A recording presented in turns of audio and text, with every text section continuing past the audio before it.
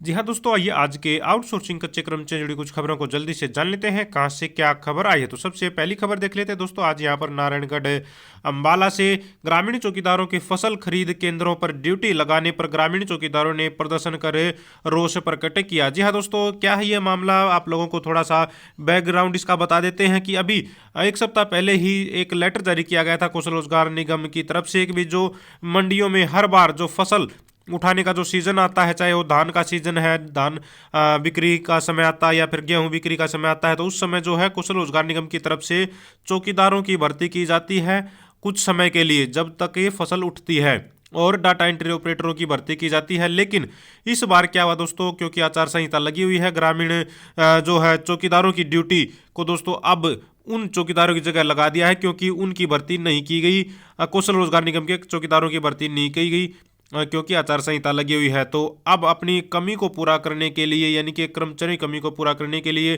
ग्रामीण चौकीदारों की ड्यूटी लगा दी गई।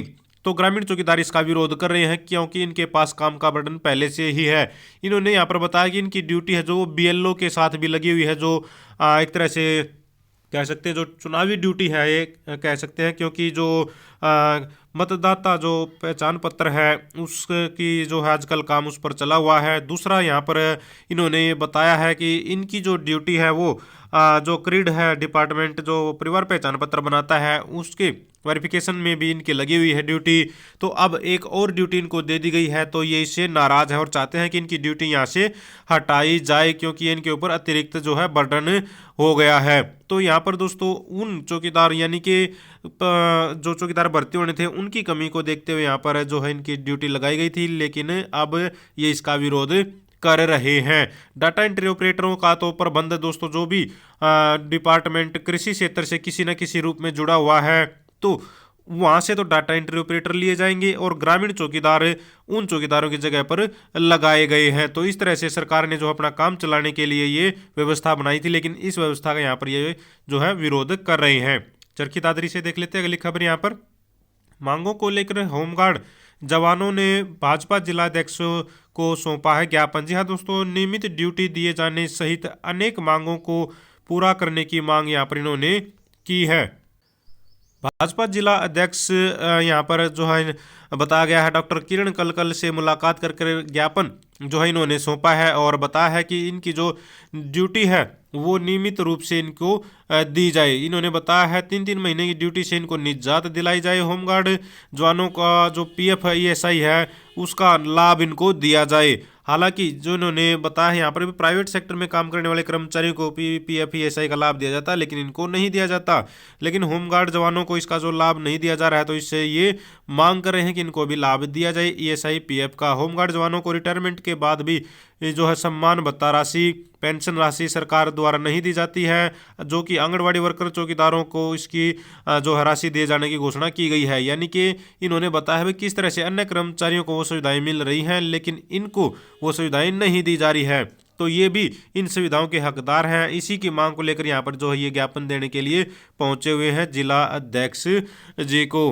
रोहतक से अपडेट देख लीजिए। यहाँ पर कल भी ये मामला हमने उठाया था। यहाँ पर 60 जो संविदा कर्मचारी पब्लिक हेल्थ के यानी कि जो कच्चे कर्मचारी, इनका ईपीएफ का पैसा दोस्तों नहीं जमा हुआ है, क्योंकि इनकी सैलरी से तो कट गया लेकिन जमा नहीं हुआ। तो अब यहाँ पर सब पता चल रहा है, थोड़ा थोड़ा सा सामने आ रही हैं चीज़ें कि जो है ये अधिकारियों की लापरवाही से ऐसा हुआ है। जी हाँ दोस्तों, एक्शन और एसई यानी कि जो टॉप सीनियर जो अधिकारी हैं, इन्होंने क्रॉस चेक नहीं किया बिल, और इसकी वजह से वापस हो गए इनके 66.36 लाख रुपए।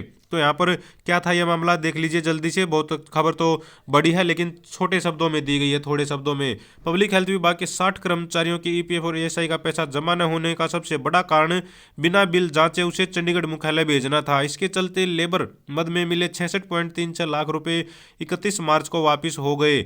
इससे जहां एक और पब्लिक हेल्थ के पीड़ित कर्मचारियों में गुस्सा बढ़ा, तो वहीं एक्शन से लेकर एसई तक की कार्य व्यवस्था पर भी सवाल उठने लगे। आखिर बिल तैयार किए बिना लेबर के वेतन के 1.23 करोड़ रुपए की एलओसी कैसे मुख्यालय भेज दी गई? इसके साथ ही एक्शन की दी गई फाइल के दस्तावेज भी एससी कार्यालय में चेक नहीं हुए।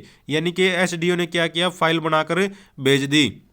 ना तो वो फाइल दोस्तों एक्शन कार्यालय में चेक हुई, क्योंकि वो सीनियर है, तो एक्शन के बाद सीनियर फिर एससी आते हैं, तो उनकी उनके कार्यालय में भी वो फाइल चेक नहीं हुई। तो आप लोग देख रहे हैं कार्य व्यवस्था किस तरह से यहाँ पर की जा मतलब चल रही है। भाई ठीक है, अपनी सैलरी समय पर आती रहती है, बाकी चेक हो रहा है नहीं हो रहा है कोई मतलब नहीं। कच्चे कर्मचारियों के साथ वैसे भी आप लोगों को पता कैसा व्यवहार होता है।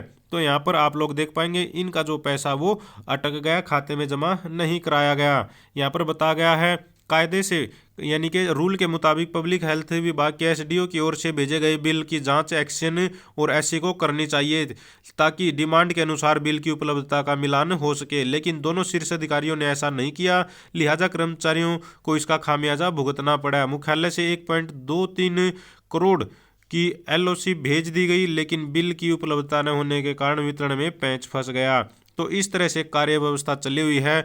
यहाँ पर नुकसान आखिरकार किसको हुआ? जो है कह सकते हैं संविदा कर्मचारियों को, कच्चे कर्मचारियों को। चंडीगढ़ से अपडेट देख लीजिए कुछ, यहाँ पर भी एक मामला इसी तरह का देखने में आया। 13 साल से कॉन्ट्रैक्ट टीचर ने खाई पीसीएम की 22 गोलियां। जी हाँ, संजीव ने बताया, यानी कि इस कर्मचारी ने बताया है कि इसकी जो सैलरी है वो बढ़ने की फाइल है वो रोक दी गई, यानी कि कॉन्ट्रैक्ट कर्मचारी की सैलरी बढ़नी थी, उनकी फाइल रोक दी गई, ऐसा इन्होंने आरोप लगाया है। बताया है कि बीएड कॉलेज का स्टाफ 3 साल से इन्हें परेशान कर रहा है। जो आरोप है कर्मचारी का, इन्होंने यहाँ पर बताया है कि मुझे पिछले 3 साल से परेशान किया जा रहा है, कोई जवाब देने पर नौकरी से निकालने की धमकी देते हैं, किसी आईपीएस ऑफिसर के नाम की भी धमकियां देते हैं। मार्च में अकेले मेरी सैलरी रिवाइज हुई थी, यानी कि ये सीनियर हैं तो इनकी सैलरी अकेले की बढ़ गई।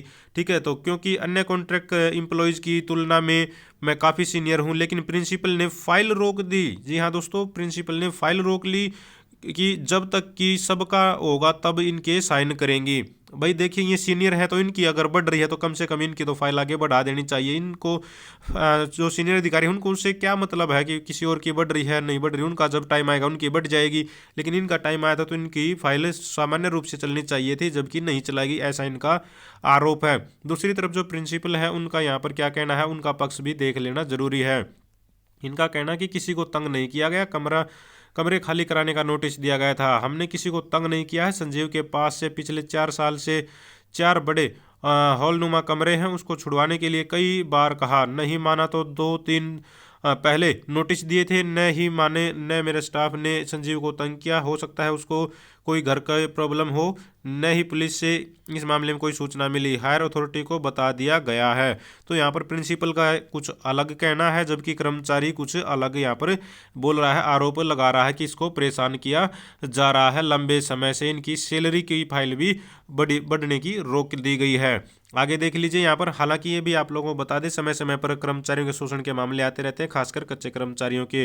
न्यूनतम वेतन की मांग को लेकर मजदूरों ने की है रोष सभा। जी हाँ दोस्तों, यहाँ पर पानीपत में रोष सभा का आयोजन किया गया है। श्रम विभाग को चेतावनी देते हुए जो है कर्मचारियों ने, मजदूरों ने यहाँ पर बताया कि 12 अप्रैल को श्रम विभाग का यह घेराव करेंगे, जिला उपायुक्त को अपनी मांगों को लिखित ज्ञापन भी देंगे। तो यहाँ पर न्यूनतम वेतन की मांग दोस्तों यहाँ पर जो है मजदूर जो है कर रहे हैं, इसके लिए इन्होंने यहाँ पर सभा की है। भाई परेशानी क्या होती है कर्मचारियों के साथ, सरकार है जो लेटर तो जारी कर देती है, ये न्यूनतम वेतन लागू हो गया, लेकिन दोस्तों जो उद्योग धंधे हैं, जो ऑफिस हैं, उनमें एक तरह से चेक नहीं किया जाता कि प्रॉपर तरीके से वो लागू है नहीं है, मिल रहा है किसी को नहीं मिल रहा है। तो इसी तरह की परेशानी यहाँ पर देखने में आई है। फतेहाबाद से देख लेते हैं, ठेकेदार की बजाय सफाई कर्मचारियों से कचरा उठाने करवाने का कर्मचारी संघ ने किया है विरोध। जी हाँ दोस्तों, यहाँ पर फतेहाबाद नगर पालिका कर्मचारी संघ ने यहाँ पर इसका विरोध किया है। बताया है कि जब ठेकेदार को ठेका दिया हुआ है तो अन्य सफाई कर्मचारी हैं जो वो क्यों इसका काम करें।